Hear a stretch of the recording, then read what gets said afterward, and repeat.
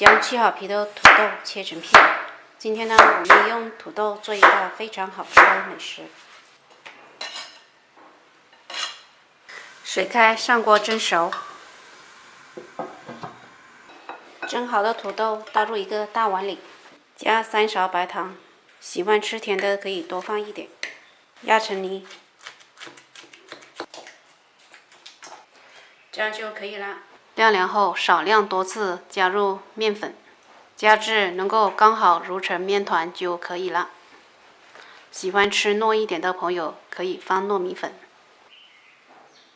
揉至这样偏软的面团就可以了。手心沾一层淀粉，起一小团的面团搓圆，捏成一个碗状。放点芝士，然后包裹住，再搓圆，沾上一层淀粉，这样就可以了。依次做好全部。裹了淀粉的土豆丸子，依次沾上鸡蛋液、面包糠，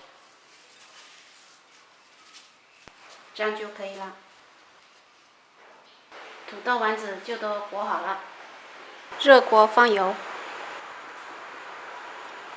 当筷子放下去冒泡，我们转中小火慢炸，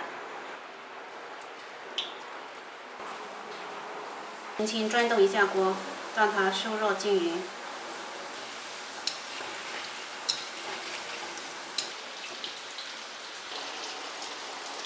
炸至这样表面金黄，里面熟透，就可以出锅了。